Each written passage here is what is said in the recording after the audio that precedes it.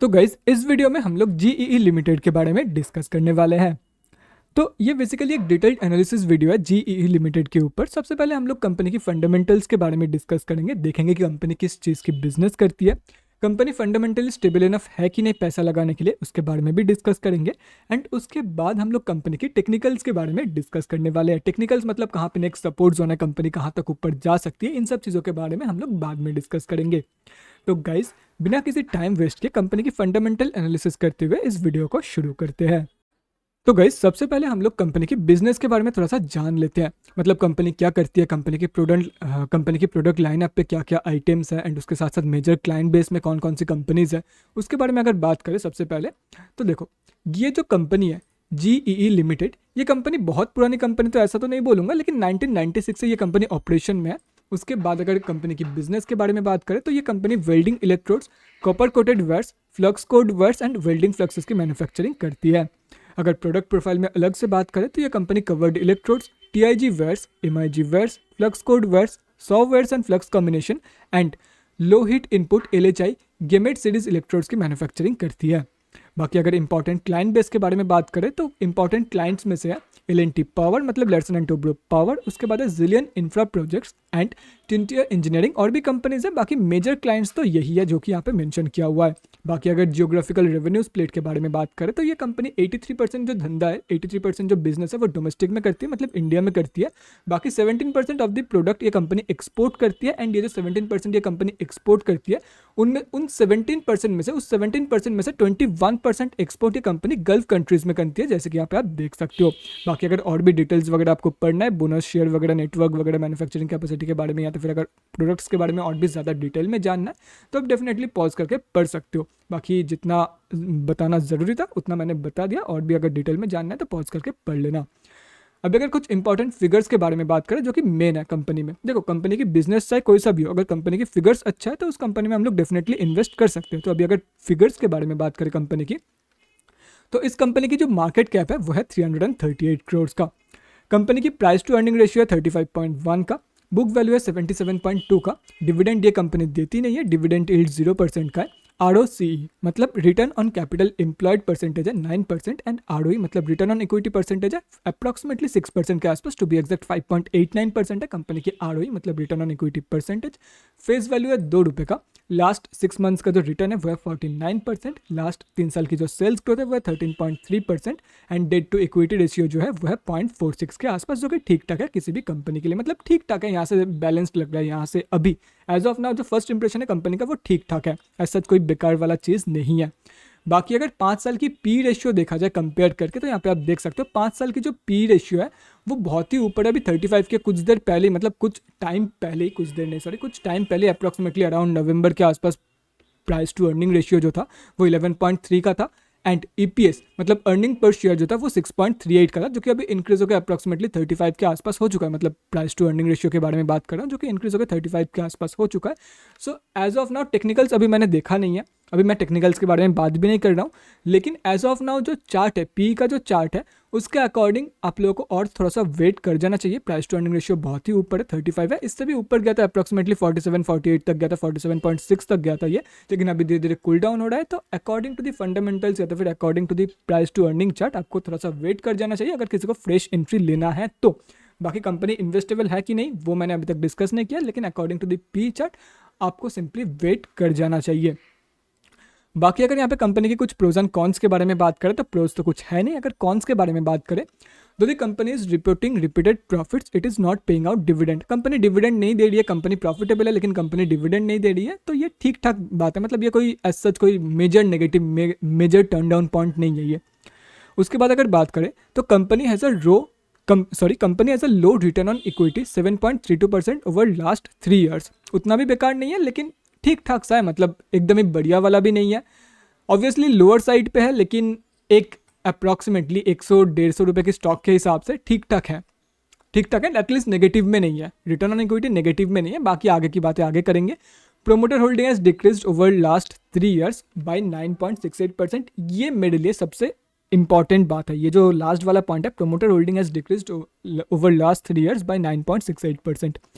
ये मेरे लिए एक मेजर टर्न डाउन पॉइंट है, क्योंकि देखो जिन लोगों ने कंपनी बनाया, जो मतलब स्ट्रॉन्ग हैंड्स है कंपनी की, वही कंपनी से एग्जिट कर रहे हैं, तो हम रिटेलर्स कैसे भरोसा कर पाए ऐसी कंपनी पे पैसा लगाने के लिए। अभी कंपनी की फिगर्स तो मैंने चेक नहीं किया, लेकिन ये थोड़ा सा मतलब ये जो पॉइंट है, प्रोमोटर होल्डिंग डिक्रीज हुआ है, जिन लोगों ने कंपनी बनाया है या तो फिर जो कंपनी चलाते हैं उन्हीं का भरोसा नहीं रहा कंपनी के ऊपर, इसीलिए वो लोग कंपनी छोड़ के जा रहे हैं। ऑब्वियसली देखो, अगर आपका भरोसा है किसी कंपनी के ऊपर कि ये कंपनी आगे चल के बढ़िया परफॉर्म करेगी, तो आप डेफिनेटली उस कंपनी को छोड़ के नहीं जाओगे, उस कंपनी में आप पोजीशन बना के रखोगे। ये लोग पोजीशन छोड़ के जा रहे हैं, मतलब ये लोग पोजीशंस बेच रहे हैं, इसका मतलब तो साफ है कि उनका भरोसा नहीं रहा। तो ये kind of turn down point है मेरे लिए। बाकी अगर कंपनी की क्वार्टरली रिजल्ट्स के बारे में बात करें, दिसंबर क्वार्टरली का रिजल्ट यहाँ पे देख सकते हो। अगर क्वार्टर ऑन क्वार्टर बेसिस पे देखा जाए तो सितंबर 2023 के क्वार्टर में इस कंपनी ने अप्रॉक्सीमेटली 97.49 लाख के आसपास का सेल्स जनरेट किया था, एंड दिसंबर 2023 के क्वार्टर में अप्रॉक्सीमेटली 84.61 लाख का सेल्स इस कंपनी ने जनरेट किया था। तो क्वार्टर ऑन क्वार्टर बेसिस पे कंपनी की जो सेल्स ग्रोथ है वो नेगेटिव में है। और रही बात ईयर ऑन ईयर बेसिस की, तो ईयर ऑन ईयर बेसिस पे भी आपको सेल्स ग्रोथ नेगेटिव में ही देखने को मिलेगा। दिसंबर 2022 के क्वार्टर में इस कंपनी ने अप्रॉक्सीमेटली 1.05 शेयर का सेल्स जनरेट किया था, जो कि अभी रिड्यूस होकर 84.61 लाख का हो चुका है। अभी अगर नेट प्रॉफिट के बारे में बात करें, नेट प्रॉफिट मतलब प्रॉफिट आफ्टर टैक्स के बारे में अगर बात करें, तो ईयर ऑन ईयर बेसिस पे तो यहाँ पे आपको एक बहुत ही बढ़िया पॉजिटिव ग्रोथ देखने को मिल जाएगा इन टर्म्स ऑफ प्रॉफिट। मतलब ईयर ऑन ईयर बेसिस पे जो एबिटा की ग्रोथ है या तो फिर जो नेट मार्जिन की ग्रोथ है वो भी बहुत ही बढ़िया है। मतलब प्रॉफिट ग्रोथ के साथ साथ कंपनी की जो एबिटा या तो फिर नेट प्रॉफिट मार्जिन की ग्रोथ है वो भी बहुत ही बढ़िया है। लेकिन again quarter on quarter basis पे कंपनी की जो प्रॉफिट ग्रोथ है वो भी नेगेटिव में है।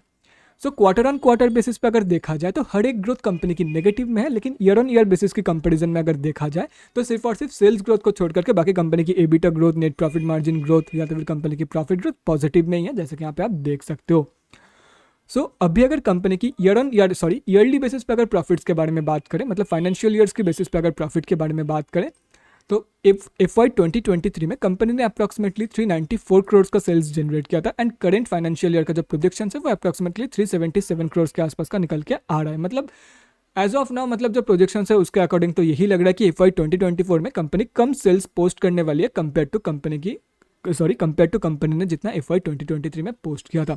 तो सेल्स के मामले में पहले से ही इंप्रेशन खराब हो चुका है मेरा यहाँ पे, एंड सेल्स आपने देखा भी ऊपर के साइड पे क्वार्टरली रिजल्ट्स में कि कंपनी की जो सेल्स ग्रोथ है वो नेगेटिव में है, चाहे वो क्वार्टर ऑन क्वार्टर बेसिस की कंपैरिजन में देखा जाए या तो फिर ईयर ऑन ईयर बेसिस की। लेकिन अगेन यहाँ पर एक और चीज़ आप देख सकते हो, सेल्स ग्रोथ तो भले ही यहाँ पे नेगेटिव में है, लेकिन कंपनी की एबिटा ग्रोथ एंड कंपनी की जो प्रॉफिट ग्रोथ है वो पॉजिटिव में निकल के आ रही है। ये दोनों ग्रोथ कंपनी की पॉजिटिव में, which is a good news for us. But देखो, बाद में डिस्कस करते हैं कि मैं इसके बारे में क्या सोचता हूँ। बाकी भी रेशियोज वगैरह, बाकी भी फिगर्स वगैरह देख लेते हैं, एंड एंडिंग में मतलब कंक्लूजन के टाइम पे मैं बोलता हूँ कि इसका क्या सीन है, मतलब मैं क्या सोचता हूँ इसके बारे में, बाद में बताता हूँ। सबसे पहले फिगर्स देख लेते हैं। तो ठीक है, यहाँ पे सेल्स ग्रोथ अगर लास्ट FY के कंपेरिजन में देखा जाए तो सेल्स ग्रोथ नेगेटिव में, बाकी एबिटा ग्रोथ या तो फिर net profit margin growth and profit growth positive में ही है। अच्छी बात है। अभी अगर हाफ ईयरली बेसिस, FY 2024 की हाफ ईयरली बेसिस पे अगर कंपनी की बैलेंस शीट देखा जाए तो कंपनी की डेट के साथ साथ जो रिजर्व है कंपनी की वो भी इंक्रीज हुआ है, लेकिन जो रिजर्व है वो ज़्यादा इंक्रीज हुआ है कंपेयर टू कंपनी की डेट, जो कि एक अच्छी बात है किसी भी कंपनी के लिए। एंड अगर डेट भी देखा जाए तो वो रिजर्व से काफ़ी कम है, तो which is a very good news for this companies investors. मतलब ये एक बहुत ही बढ़िया चीज़ है कि जो रिजर्व है वो ज़्यादा है कंपनी की डेट से, तो ये ठीक ठाक मतलब ये ठीक ठाक पॉइंट है, बढ़िया है। मतलब ये कोई नेगेटिव टर्न डाउन पॉइंट नहीं है, ये पॉजिटिव पॉइंट है। उसके बाद अगर कंपनी की शेयर होल्डिंग पैटर्न के बारे में बात करें तो कैश फ्लोज मैंने मिस कर दिया। कैश फ्लोज में यहाँ पे तो कुछ पता नहीं चलेगा FY 2024 में नेगेटिव में रहेगा या पॉजिटिव में, वो कुछ कह नहीं सकते। एंड अभी कुछ ही महीनों के बाद FY 2024 खत्म होने वाला है, तो कैश फ्लोज के बारे में डिस्कस नहीं करूँगा। At the end of the financial year जब नया फिगर आएगा उस टाइम पे देख लेंगे। बाकी अगर देखा जाए FY 2022 के कंपेरिजन में तो कैश फ्लोज का जो कंडीशन है वो इंप्रूव हुआ था। पहले 0 करोड़ का था, उसके बाद वो इंक्रीज होकर 1 करोड़ का हो चुका है। मतलब न्यूट्रल था, भी पॉजिटिव में आ चुका है।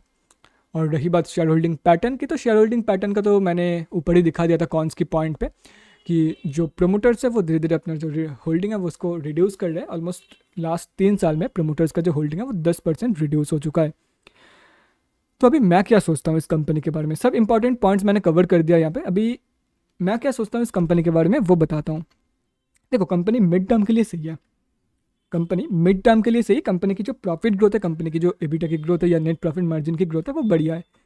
लेकिन अगर कंपनी की सेल्स ही ग्रो नहीं करेगी कंपनी की प्रॉफिट मार्जिन, देखो ऑब्वियसली प्रॉफिट मार्जिन किसी भी कंपनी की 100% तो नहीं हो सकता ना। प्रॉफिट मार्जिन एक पॉइंट तक ही जा सकता है, इधर 30%, 40%, 50% डिपेंडिंग ऑन दी बिजनेस जा सकता है।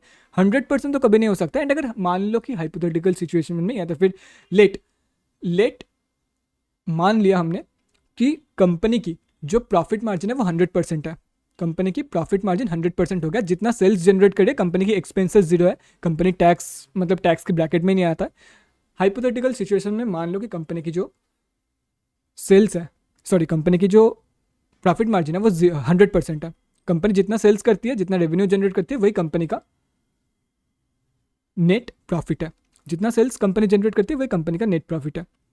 लेकिन अगर ऐसी सिचुएशन में भी देखा जाए विथ 100% नेट प्रॉफिट मार्जिन या तो फिर विथ 100% ग्रॉस प्रॉफिट मार्जिन, अगर ऐसी सिचुएशन में भी देखा जाए तो कंपनी का प्रॉफिट एक पॉइंट ऑफ टाइम पे कम होने ही वाला है, क्योंकि कंपनी की सेल्स ही इंक्रीज नहीं हो रहा है। कंपनी का अगर सेल्स ही इंक्रीज नहीं होगा तो चाहे कितना भी कंपनी का प्रॉफिट मार्जिन क्यों ना बढ़ा लो, एक पॉइंट ऑफ टाइम में आकर के कंपनी का जो प्रॉफिट है वो कम ही होने वाला है। अभी कंपनी की प्रॉफिट ग्रोथ बढ़िया है तो ठीक है, अगले 4-5 सालों में भी जिस हिसाब से कंपनी की सेल्स रिड्यूस हो रहा है, अगले 4-5 सालों में भी कोई दिक्कत नहीं होने वाला है। पहले देखो 1 करोड़ के आसपास जा रहा था, धीरे धीरे टाइम के साथ साथ कंपनी की जो सेल्स है वो रिड्यूस हो रहा है। 1 करोड़ से मतलब 1 करोड़ के ऊपर का था सेल्स, उसके बाद हुआ 99 लाख, उसके बाद 95 लाख, उसके बाद 97 लाख, उसके बाद डायरेक्टली 84 लाख, मतलब बहुत ही बेकार परफॉर्म किया है कंपनी ने। सो इसलिए मैं बोल रहा हूँ अगर कंपनी का मान लो कि 100% भी कंपनी का नेट प्रॉफिट मार्जिन है, फिर भी अगर देखा जाए due to low sales growth, due to negative sales growth, company का जो प्रॉफिट ग्रोथ है वो एक पॉइंट ऑफ टाइम तक ही होगा, उसके बाद रिड्यूस हो जाएगा। मतलब उसके बाद बढ़ेगा ही नहीं। जब सेल्स ही नहीं होगा कंपनी में तो कैसे प्रॉफिट ग्रोथ बढ़ेगा? चाहे कितना भी एक्सपेंसेस को क्यों ना कट कर लो, एक पॉइंट ऑफ टाइम में जब कंपनी का सेल्स ही ग्रो नहीं होगा, जब कंपनी में सेल ही नहीं होगा, तब कंपनी का प्रॉफिट कैसे बनेगा या तो फिर कंपनी का प्रॉफिट कैसे ग्रो करेगा? तो इसलिए मैं बोल रहा हूँ देखो मिड टर्म के लिए तो सही है, कंपनी बहुत ही बढ़िया यहाँ पे प्रॉफिट ग्रोथ वगैरह दिखा रही है। फाइनेंशियल ईयर की बेसिस पे भी कंपनी ने बहुत ही बढ़िया प्रॉफिट ग्रोथ दिखाया, ईयर ऑन ईयर बेसिस पे भी कंपनी ने बहुत ही बढ़िया प्रॉफिट ग्रोथ दिखाया। लेकिन इसलिए मैं बोल रहा था कि अगर आपको मिड टर्म के लिए जाना है तो आप डेफिनेटली कंसिडर कर सकते हो अकॉर्डिंग टू माई ओपिनियन, या तो फिर from my point of view. अगर मुझे मिड टर्म के लिए जाना होता तो मैं डेफिनेटली कंसिडर करता इस कंपनी को। कंपनी की प्राइस टू अर्निंग रेशियो भी ठीक ठाक है, मतलब प्राइस टू अर्निंग रेशियो भी धीरे धीरे कूल हो रहा है एंड बाद में ठीक ठाक हो जाएगा, मैनेजेबल पोजीशन पे आ जाएगा। उसके बाद कंपनी में अगर देखा जाए तो उसके साथ साथ कंपनी का लास्ट 6 मंथ्स की रिटर्न भी ठीक ठाक है, ROE परसेंटेज भी ठीक ठाक है, लास्ट 3 साल का जो सेल्स ग्रोथ है वो कुछ खास नहीं है लेकिन ठीक ठाक सा है। प्राइस में भी अगर देखा जाए तो टेक्निकली भी मैं बात करूंगा बाद में, टेक्निकली भी बहुत ही बढ़िया पोजीशन पर है। तो अगर मिड टर्म के लिए जाना होता या शॉर्ट टर्म के लिए जाना होता तो मैं चले जाता, लेकिन लॉन्ग टर्म के लिए अगर आपका अगर आपका भरोसा है तो ही जाना, अदरवाइज मैं सजेस्ट नहीं करूँगा फॉर लॉन्ग टर्म।